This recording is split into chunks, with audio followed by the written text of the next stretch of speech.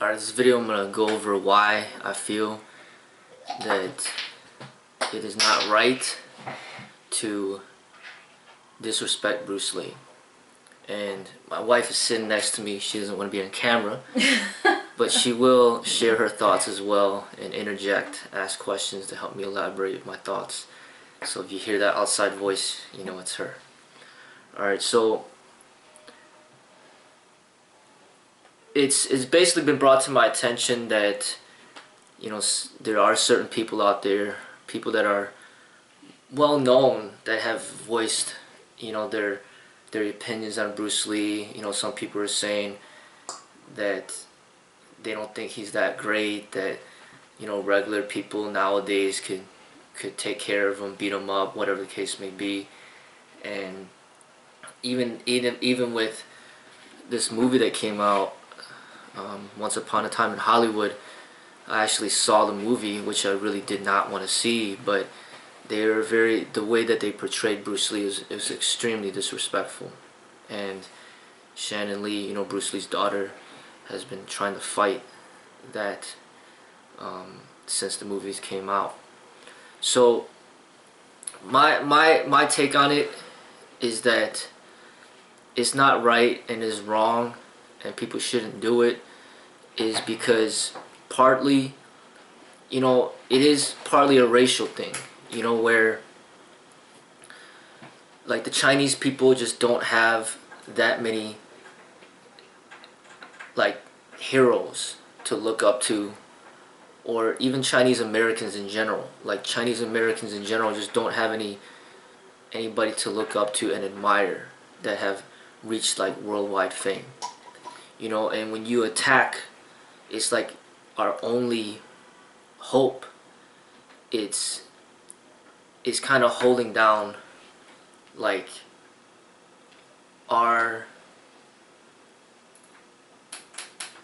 it's holding down our people, you know. And the way that I compare it to is, if you put down an African American athlete or entertainer, they have so many others to look up to and others to fall back on.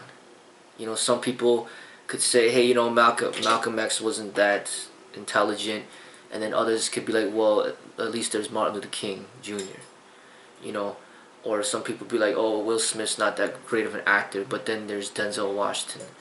You know, I mean, the list goes on and on. I mean, boxers, you know, if people don't like to say, oh, they say Mike Tyson's not that great, at least there's Muhammad Ali.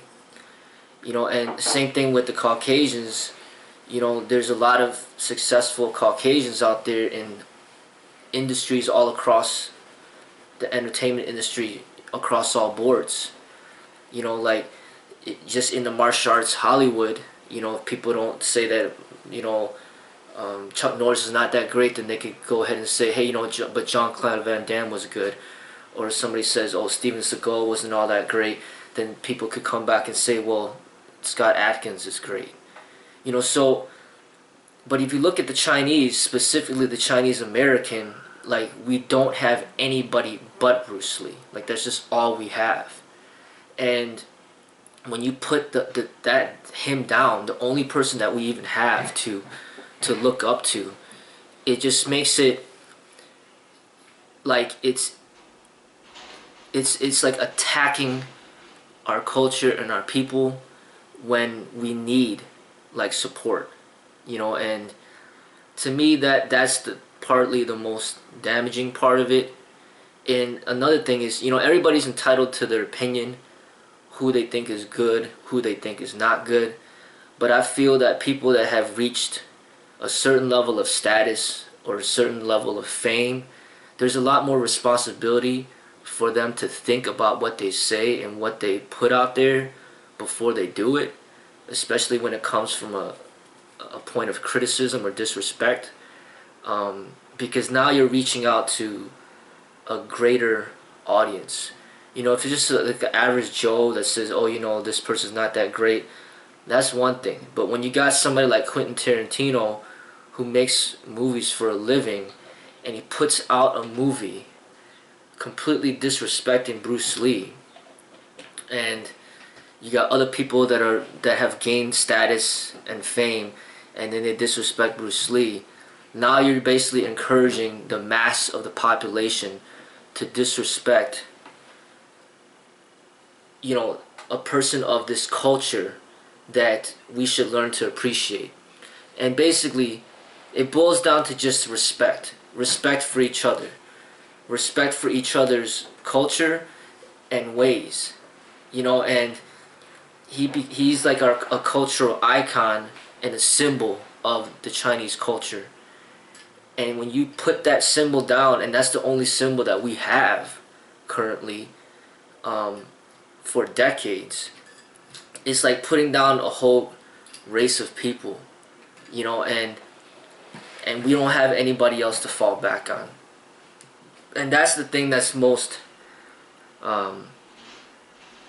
damaging, you know, because in order to motivate yourself to appreciate different cultures in this world, it has to start somewhere. So if the only person that we have that could spark your interest in the Chinese culture, if he doesn't even have respect, then it's not going to give you any motivation to even look into the culture anymore, because you don't even have respect for that symbol that we have. And that symbol is not like he did not work hard. He worked extremely hard, and he accomplished a lot. And he did the best. He put his life on the line, you know, to accomplish what he accomplished.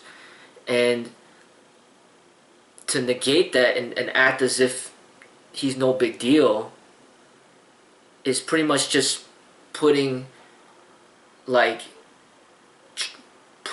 know, the whole culture as like nothing, insignificant. So then it's like, okay, the Chinese have nothing to offer. Let's go somewhere else to look for something that's more interesting, or whatever the case may be. You gotta understand that not just Chinese Americans, but just Asian Americans in general, it's so hard for them to even gain any type of recognition or praise or respect in certain fields when it comes to the entertainment. I mean, you could look at boxing and how long boxing has been around, and the only Asian American or the only Asian boxer to have gained respect in that field is Pacquiao. And there's just nobody else, and he's Filipino. There's still yet to even be any Chinese person. So Pacquiao has been able to achieve greatness in the realm of boxing and get respect from the people. But imagine if they started just trashing him and say, hey, you know, he's nobody, he's not that great, and so on and so forth. Now you've just attacked the only Asian boxer to ever even get to that level, and then you're saying that he's nothing, you know. And it's Pacquiao alone who can even motivate people of other races to even want to learn to appreciate the Filipino culture and their country. If it's not for Pacquiao, then there's just nobody else, because you can't even think on the top of your mind anybody else that's Filipino that has come into mainstream to get to achieve the amount of success that he has. And that goes with pretty much every single Asian culture out there, when it comes from Thailand to Korea to Japan. I mean, you cannot even think of anybody that's even representing these cultures to have a high level of success and be a symbol of that culture for the people, the worldwide people, to learn to appreciate. And Bruce Lee is like the only one. And when you attack him, and he's not even living to defend himself, it's like you're attacking a corpse, somebody that's not even living to defend himself. And that to me is kind of like a bullying behavior. It's like there's so many other people to talk about that are living, and they're living, and then they could defend themselves. But then for the people that choose to attack Bruce Lee when he's not even living and he can't defend himself, to me I feel that's just bullying behavior. And it's not just attacking, like, it's like you're attacking somebody who's defenseless, and then is nobody's gonna really fight back. And the only person that can try to fight back, really, in a legal sense, is his daughter. So then you're attacking a dead person, and then you're making his daughter, a woman, have to defend him. Whereas if Quentin Tarantino made his movie attacking Muhammad Ali, it would have gotten a much more of a backlash, because there's a lot of people there to defend Muhammad Ali, not just his daughter, but just the whole African American community could attack or defend Muhammad Ali against Quentin Tarantino. But you see, Quentin Tarantino doesn't attack Muhammad Ali, but he attacks Bruce Lee and his legacy and his reputation, and putting out a movie for millions to see to disrespect the legacy of Bruce Lee. And there's really nobody there to defend, because the Chinese are not really the type of people that are going to protest the way that the African Americans protest, because it's in the African blood to protest when it comes to the stuff that they've been through with slavery and the protests with Martin Luther King Jr., Malcolm X, and just how they are within themselves. They fight back. So what happens is these people in power, they see African Americans and they're like, hey, you know what, these people are actually going to defend themselves, so let's not attack them. So who should we attack? Okay, let's attack this Chinese person. Or not just any Chinese person, but just dead Chinese person. And they can't even attack a living Chinese person, because there's not even a living Chinese person that even has the respect and fame that's even come even close to what Bruce Lee was able to achieve. So as I stated, and that's the sad fact, there's not anybody that they could even attack that's living, because we're not even allowed to even achieve that amount of fame. The only person that has even got there is Bruce. And then they go ahead and attack a non-living person, a corpse, with these ideas to say, hey, these people are just not worth respecting. Even though he achieved all this, he's still not worthy of recognition above so on and so forth of these other people. It's not like they're pointing towards other Chinese Americans to be admired by. They're pointing to other people of other races. So they're just basically just pushing down the race as far as they possibly can to say that we're worthless. And we are not worth admiring. We're not worth, like our culture's not even worth looking into. And that's the thing that's very damaging as far as building up, like, your understanding of this world.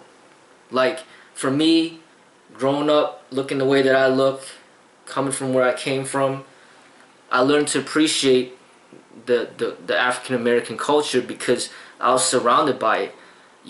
Tupac, Michael Jordan, and Mike Tyson, Muhammad Ali, and Floyd Mayweather Jr., and just all these successful African Americans made me learn to appreciate their culture and look into that.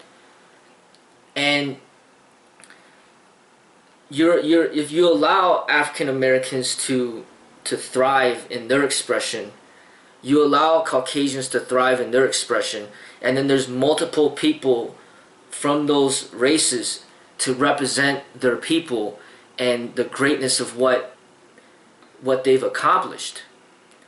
And then if you just don't even allow the Chinese or the Chinese Americans to have their symbols to be appreciated and respected, then it's like you're effectively just shutting down an entire race of people saying that they're just not worth it.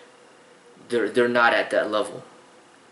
You know, and that's my main complaint. I mean, it's not like there are like 100 or 200 or 300 people that are just as talented as Bruce Lee that are Chinese American and are well known and famous, and then you attack one, there's somebody else that could make up for it, like how there are in the other races. But it's not just a problem with the Chinese, but just the entire Asian American, from the Japanese to the Koreans to the Thai to the Filipinos, just everybody of that are Asian American. They don't have anybody that are out there in the mainstream to really look up to. You know, and if you take race out of it, then it's kind of another symbol. It's just small stature. You know, Bruce Lee's 5'7.5". I'm 5'5". Most of the people that are famous are not short. Most of everybody out there that's famous are tall people. I mean, Kevin Hart's small, but he made only one. And then who else is out there, you know, that is under 6 feet tall that has any sort of recognition and fame? You know, Spud Webb in the NBA, Muggsy Bogues in the NBA. It's like disrespecting Muggsy Bogues, saying that he's not a great basketball player. He wasn't a great basketball player because he couldn't do this, he couldn't do that, he wasn't all that great. Anybody could do what he did. It's kind of like saying something like that, where that's clearly not true. Because if anybody could do what he did, you would see a lot more people in the NBA that are 5'3" or shorter. You know, but he accomplished what he accomplished based on, you know, what was given to him. You know, what he was born with. And that needs to be respected. So Bruce Lee is kind of like a symbol of that as well. Not just a symbol for Chinese Americans, but a symbol for people that are just smaller.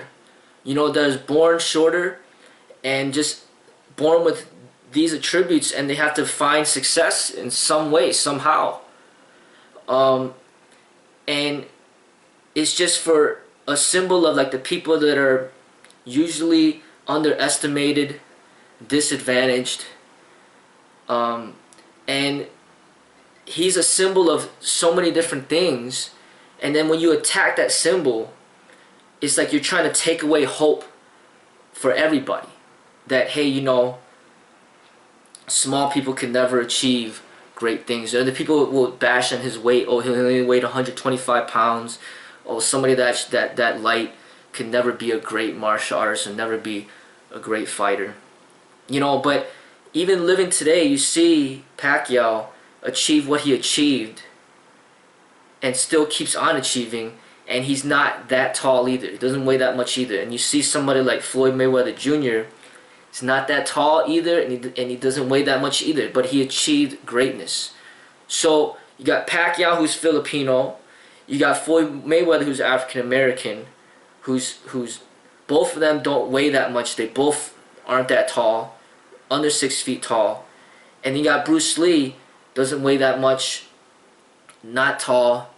So you have small people that don't weigh that much that are achieving great things. So if it could happen in this lifetime or during this time period, how could you negate the fact that it didn't happen back then when Bruce was doing it? So what I'm saying is that, like, it's very clear to me that he did achieve a lot during his time for what he was given, what he was born with.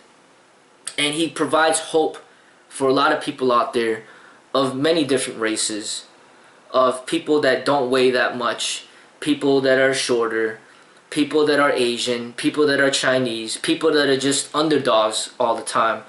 He becomes like that symbol of hope that, hey, you can achieve great things as well. But when people start attacking him and saying he's insignificant, he didn't achieve anything great, anybody could do what he did, it's like you're taking away hope from all those people. And that, to me, is not right. Yeah, babe, I want to chime in Yeah. if I can. I've been doing some reading and studying on Bruce Lee's life as well, and a few months ago I came across this website, and I pulled it up here just to kind of review over some things. But you know, first I'm in support of of what you're saying about about the accomplishments of a human being, and despite the opinions out there, Bruce Lee accomplished a great amount of achievements. He was an educated man. He was diligent. He persevered through many challenges concerning race and culture, especially in Hollywood. He graduated from high school. He went back to school to earn his diploma, or what they consider to be they call it a diploma back then. Yeah, but his high school degree, and then he went on to college while he was over here in the States. And he studied philosophy, and then not only did he study philosophy, but then he applied it to his martial arts and created a whole new expression. That in and of itself is a huge accomplishment. By the time he was 18, he had appeared in over 20 films. He was a hard worker and had impeccable discipline. By the time he was 18 years old, many people, by the time they're 58 or 60, they don't have that type of discipline to accomplish what he did by the time he was 18. And then he went on to another country and, and accomplished higher education, developed a philosophy of his own, bringing together the education he acquired from school, the Kung Fu training that he obtained from Ip Man, and then, just in how he saw the world, and really developing an applicable approach to the martial arts, applicable and practical. And so, just in reading this, and I didn't know that he was a proficient dancer. I didn't know how in-depth he was. I knew that he was a great dancer, had great rhythm, and that he loved, loved to do it, but I didn't realize that he studied dance as much as he studied Kung Fu. And you have one person who stood out for an entire culture. So the point that I want to make is, despite the opinions out there, whether or not you liked him, or like his legacy, he does deserve respect.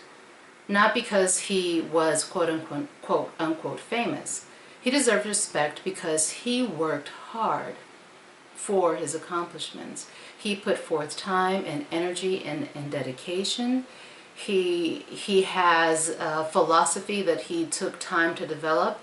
And and I believe that if most of us focused as much on, really becoming more educated, learning about the world, learning about different cultures, learning and opening up ourselves to ways that we can continue to learn. If we put more effort in bettering ourselves, we wouldn't have the time or the energy to put down other people.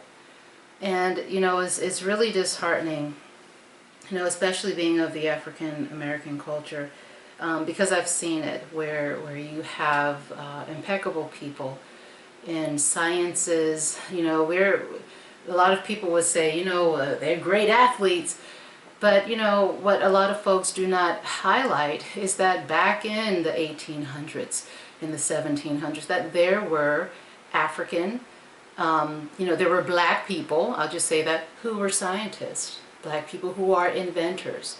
A lot of the inventions that are used today stemmed first from the mind of someone of African descent, but because we were not seen as human beings once we came to this country, that credit went to those who were respected and who were seen as, you know, the top of the totem pole. And so my stance on this in support of my husband and my Sifu is, you know, if we just took out more time to focus on bettering ourselves, becoming more educated, open, compassionate towards differences instead of so harsh and so hateful. Even if we don't fully agree, we can agree to disagree and do so in a respectful manner. Bruce Lee is not here to defend himself. And it isn't fair that a lot of people are attacking his ways, and there's no one here to defend him. It'd be totally different if he was here and he could, you know, do interviews, take calls, if he had a media, multimedia page or social media page, yeah. But he's not here to respond to a lot of these things that are coming out of Hollywood, a lot of things that are being posted on social media. He isn't here. And Shannon Lee, bless her heart, she's busy maintaining the legacy of her father. And that's where she should be focused. On her life, how she's developing as a human being, and carrying on a legacy that she chose to do. Not something she was forced to. She does it because she wants to do it. So I just believe that as far as, you know, disrespect and different things, oh, you know, Bruce Lee, no, he was very relevant. And you also have to remember we are in different times now. And so for the time that Bruce Lee accomplished all that he accomplished back in the 60s and in the 70s, oh, he did a great work. He did a work that many people probably could not do. And I won't say probably, that many people could not do because of the times. So that's what I wanted to share. Do you have, what are your thoughts on that? I mean, I agree with everything that you said, and I just also wanted to add that, like, I could understand the thought processes behind why people do some of those things. Mm-hmm. Is because we live in a Western culture where it's dominated by competition. You know, and I'm watching this documentary on the Bulls called The Last Dance, and it shows how competitive these athletes are. Like Michael Jordan, for example, is super competitive. And then they say Reggie Miller is just as competitive, and to this day, Reggie Miller still hates Michael Jordan. Like, he literally said in an interview that if he saw Michael Jordan, he'll punch him in the face. Like, that's what he said, you know? Wow. Like, they're like just competitive, you know, and you see even like Michael Jordan, Steve Kerr was his teammate. Mm-hmm. It's known that Michael Jordan punched Steve Kerr in the face during practice, you know, mm-hmm. and it's like he's a fierce competitor. And I think a lot of the people that achieve greatness in the sports, especially in America, mm-hmm. they thrive off of this competitive energy. But then in the same token, this documentary comes out 22 years later. They connected with the people that are involved in the competition, such as Isaiah Thomas and all these other people that he competed with. And then now there's like a mutual respect after all this time has passed. Like Michael Jordan's respecting them, they're respecting Michael Jordan. It's like that ego has kind of died down through time, but not from everybody, but from most people, you know. And there's so much competitiveness that even teammates fight amongst each other, you know. Kobe Bryant having issues with Shaq, for example, and having to have them split up. So I understand where this is coming from. Is like people, when they see somebody achieving something great, it's in their nature to be like, you know what, because they're competitive, I could do better than that. Why does he get all the attention? I should get all the attention. I understand why people do it. But what I'm saying, the reason why you need to take Bruce out of the equation is, for one, he's not living, and then for two, he is of a different race. And you should not be attacking somebody of a different race who's not even living, because not knowingly you're attacking the people as well, like of that race, that see that person as a huge symbol of their culture, you know. And there's so many other people that you could compare yourself to that are living right now. Yeah. Why do you have to compare yourself to somebody who's dead, and on top of that is kind of a symbol for the whole culture, You know, like that is where I feel that it's wrong, and where, like, I understand where people are. You know, they want to believe in themselves. They want to be positive and think that they could achieve something that other people don't think that they could achieve. So it's natural for people to look at somebody that's doing something that's great and be like, you know what, I could do better. So then you're trying to have self-confidence in yourself that you could do something better than somebody else. You know, but that's where that comes from, that competitiveness. But what I'm saying is that specifically in the Chinese martial arts, and in my opinion the martial arts altogether, that competitive ego side is not supposed to be in the martial arts. You know, it's supposed to be, that's supposed to be taken out of the equation. It's supposed to be just appreciated as an art, as a way of life, and that is the detriment of this mindset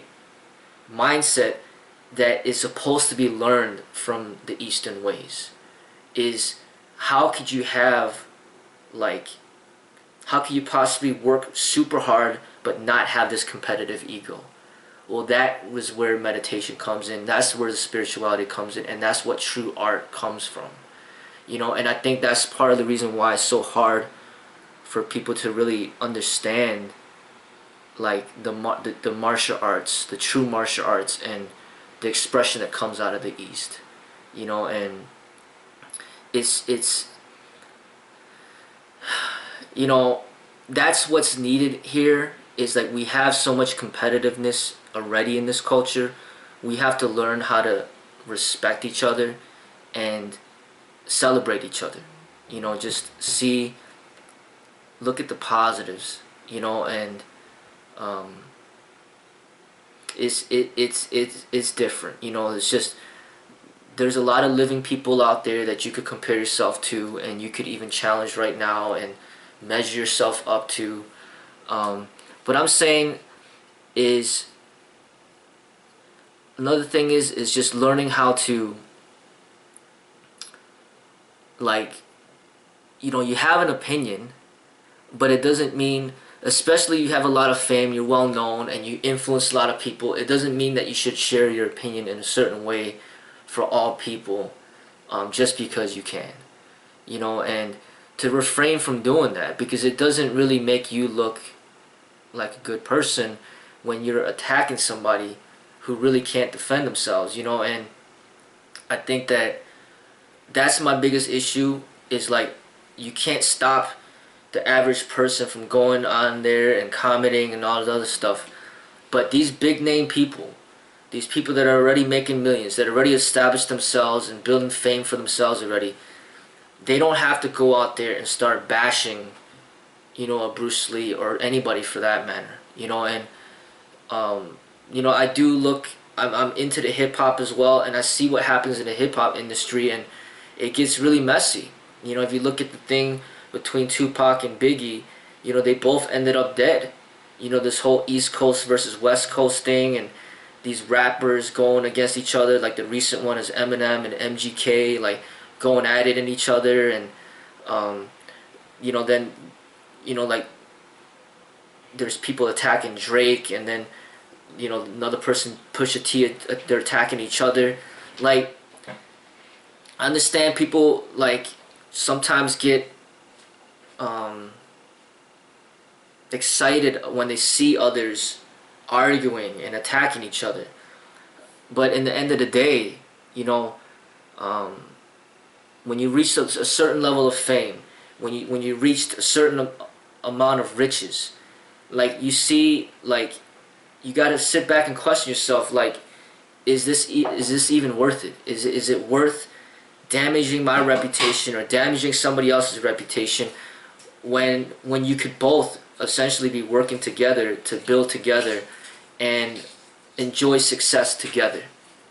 You know, and we're never going to end all negativity, all hatred. There's always going to be people trying to put down Bruce Lee in different ways and things like that. But what I'm saying is that people that are big name, people that influence a lot of people, I feel that you should just take some time to think about what you say and what you do, and how you express your ideas when it comes to other people, you know. And you wouldn't like it if other people attacked you and brought down your reputation and your fame, and especially if you're not even here to defend yourself.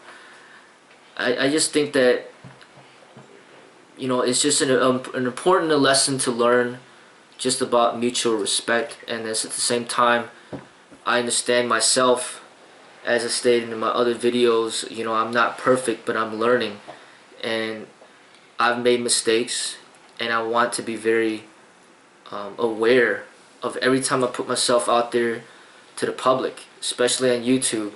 Like, everything that I say, everything that I do, is like I'm being watched, if not by hundreds, but then by thousands, you know. And it's like I have to be aware of everything that I say. And I think that people have to understand that in today's world, like, everything that you post, once you post it, like, you can't get it back. Somebody else has control of it, somebody else downloads it, somebody else, you know, gets a screenshot. It's like, every little statement, everything you say, eventually could turn back to you, you know. And also about this law of karma, you know, you put out certain energy, eventually that energy is going to come right back to you, you know. So if you put out a lot of negative energy, a lot of critical energy, then eventually that energy is going to come back to you as well, you know. And you know, that's pretty much some of my thoughts on this. You know, I know the video is long, but I think it's well worth the discussion and the sharing of the ideas, because I think that this involves a lot of important lessons, not just about Bruce Lee, but just in general, about how you express yourself, you know, as a human being, how you express yourself as an artist, you know. And just basically having respect for people, you know. It's just very important things to have, and lessons to have, especially, you know, one day you might reach to a higher level of expression, and you have thousands, if not millions, of people listening to you, you know. And I just want people to just think, like, alright, you know, am I uplifting people, or am I pushing them further down, you know. And in my opinion, you know, the competition, the egoness does not belong in the martial arts. That's why it's called martial arts. It's not a sport, you know. And I think the people, they don't understand. They bring the ego, they bring the competitiveness into the martial arts, not understanding that it doesn't belong there. Artists are supposed to just be respected for the art that they share, you know, and not like constantly put down and criticized by for not being good enough, you know. But anything else? I like what you said about what was the statement you just said? I'll have to watch it again, but it was beautiful the way you put that. How artists shouldn't be put down, but respect for the art that they share. I think I paraphrased it. Not put down for their work, but, you know, respect for the art and the work that they share. That's a beautiful thing.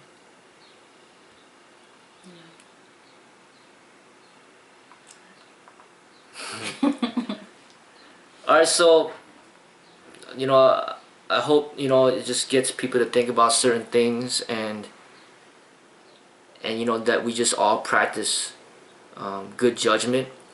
I think that we have a lot of freedom here in America. You know, the fact that we could post videos whenever we want, leave comments whenever we want, like, dislike, voice our opinions. I just think that it's just important for us to develop responsibility. You know, just because you can do something doesn't mean that you should do it.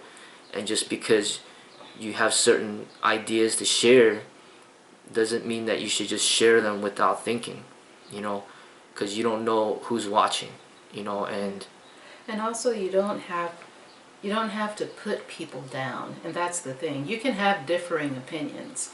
You can feel differently about something than, you know, than someone else does, but there's a way, and I think I said it before, there's a way to agree to disagree and to do so respectfully, while, you know, still respecting one another, and the fact that, you know, there was great work there. There was effort, there was discipline, there was the investment of time. So for those who don't agree with Bruce Lee's philosophies or with his approach to martial arts, you have the right to feel as you do. However, it doesn't mean that the work that he did, that it's not great. It means that his work is great because of not only, and you have to look at the timing. I'm sorry, I don't want to make it long, but look at the timing. Bruce didn't have 40, 50 years to develop this thing and then it was like well known, you know, like 100 years later. He did the work that he did. When you compare it to a lifetime, he did it in a very short amount of time. So not only did he develop his philosophy and his approach to Kung Fu and his impact on Hollywood through movies and just his way of being and expressing his artistry, his philosophy, his what he believed in his life, but he did so in a short amount of time. And so whether or not you agree with his approach, the fact is the man is to be respected because he did a lot of work in a little amount of time, and he put forth a lot of time and dedication into that work. And I believe that, you know, even if one does not believe in everything that he stood for, that he does deserve the respect of everyone because of the work and the time that he put into his craft, and the fact that even today he is still being his work is still being epitomized. You still see it in movies. You still hear about Bruce Lee, you know? Whether or not it's good or bad, people are talking about him. And so he made a huge impact on not only Hong Kong or China or the United States of America, but on the world, the entire world, you know? And, you know, if you don't agree with his philosophy, okay. However, he does deserve respect for the work that he's done and the accomplishments that he achieved in the time that he did it. Alright, so I guess this video's gotten long enough. Right? Yes. But, you know, this is some things to think about, and this is part of the spiritual growth and the meditation, you know, the growth in meditation is required to really develop as a martial artist. So this is all relevant to the training to which I express on my channel. These are deep things that take a lot of thought, that usually you need to be older to think about these things and how important, you know, little things are. You know, it's not just about how well you could fight. That's part of the equation. But a lot of it boils down to how you treat other people. You know, and this is a symbol of that. When you see people mistreating other people, bullying behavior, whatever the case may be, harassment, it shows, you know, flaws in their character that need to be worked on. And as I stated, we're not all perfect, but we should be here to help each other, to point out the flaws. You know, we are like mirrors to each other. And when I start seeing the problems around me, it's like a reflection for myself to see, hey, you know, am I living by my own guidance? Am I living by my own teachings? You know, because I sometimes reflect back on the things that I used to say and what I used to do, and you'd be like, man, you know, it's not something to be proud about. But the act of being able to do that, to self-reflect and see, you know, where I made my mistakes and how to fix it, that's what's important. You know, and this is all the process of growth. So I know it's easy and for people to just admire the young martial artists who could fight great, but there's something that the older martial artists could teach us that is really important. You know, the Yip Mans, or like the people that are 80, 90, 60, 70. There's these life experiences that they could teach that's so important in the martial arts, and that's what's missing in today's expression. And Bruce Lee brought attention to that, and I will continue to bring attention to that, and this video is kind of like a symbol of that. You know, I'm not doing any push-ups or punches or kicks right now. This is all like mental training, spiritual training, meditative training, and it takes a lot of reading, a lot of writing, a lot of thinking. This is, you're stepping into philosophy, you're stepping into psychology, you're stepping into a whole different way of seeing the world, seeing yourself, seeing other people. And this is a challenge that I think a lot of people don't put enough energy into, you know, and this is a video to symbolize that. So put these thoughts in consideration as you train, as you progress in the martial arts, and that's all I have to say. Alright. Thank you. Thank everybody out there for all your support. Stay safe, stay healthy.